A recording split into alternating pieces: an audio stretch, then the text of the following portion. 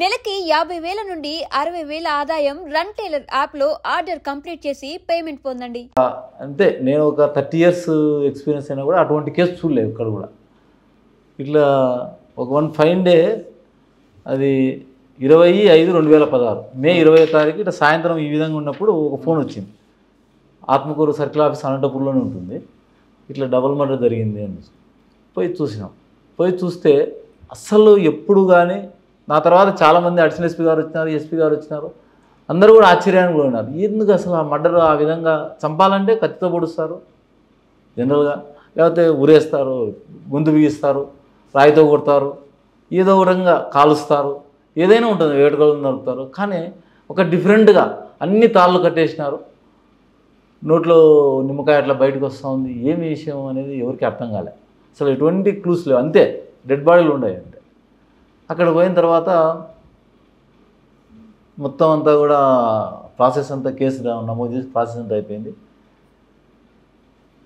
తర్వాత human intelligence ఇక్కడ కూడా సరే, వాళ్ళు అది మెయిన్ రోడ్లోనే ఉంటుంది. మెయిన్ రోడ్లో అంటే ఖచ్చితంగా ఇద్దరిని చంపినారంటే కొంతమంది అయితే పోయి వచ్చిండాల. ఫస్ట్ రోజు ఎవరు రాలే, క్లూ రాలే, 2 రోజులు రాలే క్లూ.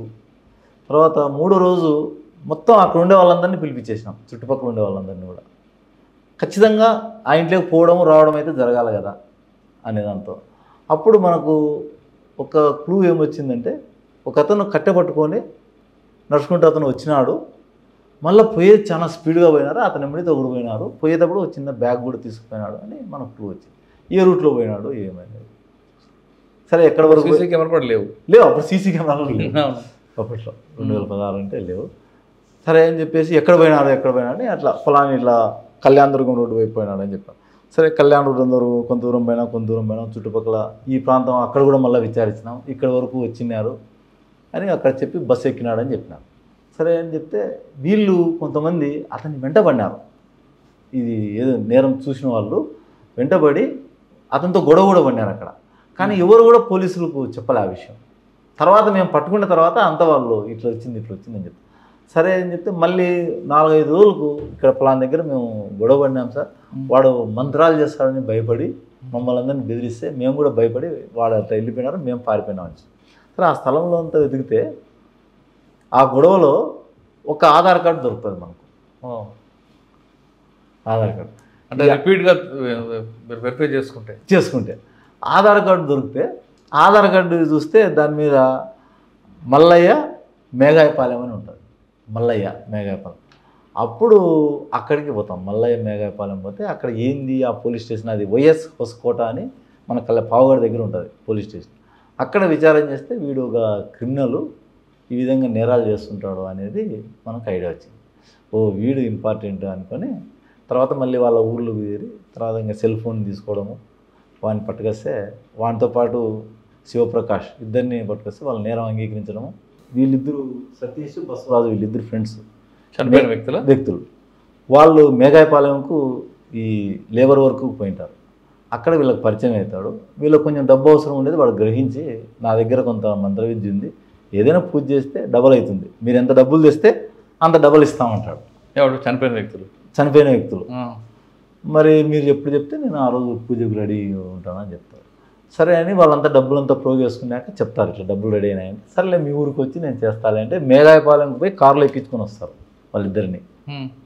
ఎక్కించుకొచ్చిన తర్వాత ఒక ఆత్మకూరులో ఇంట్లో చూసి కింద ఒకరిని అప్స్టేర్ ఉంటుంది, పైన ఒకరిని కూర్చోబెట్టి పూజకు కావాలంటే కొత్త దుస్తులు ఉండాలా, ఈ విధంగా ఐరన్ రాడ్స్ ఉండాలా, తాళ్ళు ఉండాలా. ఎందుకు అంటే మిమ్మల్ని అంతా మేము కట్టేస్తాము, ఎందుకంటే కదిలితే అది మంత్రం పనిచేయదు అంటాడు. మీరు కన్నా మూమెంట్ ఇస్తే పనిచేయదు, కాబట్టి మీరు కదలకుండా ఉండాలి. ఆ మంత్రాలు పనిచేసినప్పుడు ఎగురుతారు, అట్లా చేస్తారు, కాబట్టి మీరు ఎగరకుండా ఉండాలంటేనే ఆ విధంగా టైట్గా కట్టేస్తారు అన్నమాట. కట్టేసి సౌండ్ మీరు నోట్లో నుంచి కూడా సౌండ్ రాకూడదు, సౌండ్ రాకుండా ఉండాలంటే నిమ్మకాయలు ఉండాలని నోట్లో 2 నిమ్మకాయలు పెడతారు. పెట్టి ఈ సౌండ్ వచ్చేప్పుడు నిమ్మకాయలు బయటకు వస్తాయని చెప్పేసి మళ్ళీ మూతికి టవల్ కడతారు. నిమ్మకాయలు నోట్లో పెట్టి టవల్ కడతారు.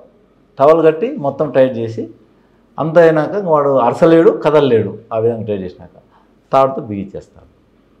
పైన ఒకరిని చంపేస్తారు, ఫస్ట్ కింద ఒకరిని చంపేస్తారు, నెక్స్ట్ వచ్చేసి అదేవిధంగా చంపేసి ఆ డబ్బులు తీసుకొని పారిపోతారు.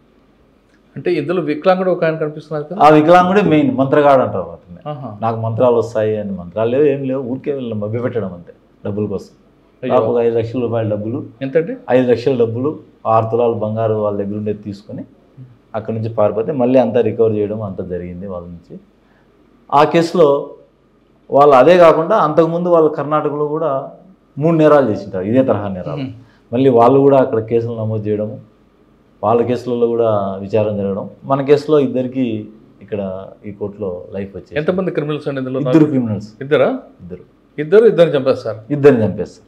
అంటే వీళ్ళని నమ్ముతారు వాళ్ళు బాగా, ఖచ్చితంగా వీళ్ళకి మంత్రాలు వచ్చు, డబ్బులు అవుతుంది అనేది నమ్ముతారు వాళ్ళు.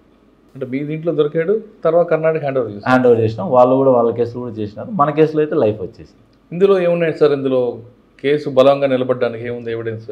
ఇందులో కేసు బలంగా అని చెప్పినా కదా, మళ్ళీ తర్వాత టెక్నికల్ ఎవిడెన్స్ కలెక్ట్ చేసినాం. అంటే వాళ్ళు సెల్ ఫోన్లు వాడతారు ఇద్దరు కూడా. వాళ్ళు ఇక్కడికి వచ్చినట్టు మనం ఆధారం, వాళ్ళ దాని ద్వారా టెక్నికల్ ఎవిడెన్స్ ద్వారా ఆధారం. నెక్స్ట్ చుట్టుపక్కల వాళ్ళు రావడం చూసినారు. చుట్టుపక్కల వచ్చిన వాళ్ళను తర్వాత కోర్టులో ఏం చేసినారు, వాళ్ళని గుర్తించినారు. ఎవరు ఇంట్లోకి వచ్చినారు అంటే వాళ్ళే వచ్చినారు అని చెప్పి గుర్తించారు. మనకు 3-4 వ్యక్తులు వాళ్ళని గుర్తించినారు కోర్టులో. ఐడెంటిఫికేషన్ పీరియడ్ అంటారు. ఈ ఐడెంటిఫికేషన్ పీరియడ్లో వీళ్ళిద్దరు వ్యక్తులే రూమ్ లేకపోయినారు అంతవరకు చెప్పినారు.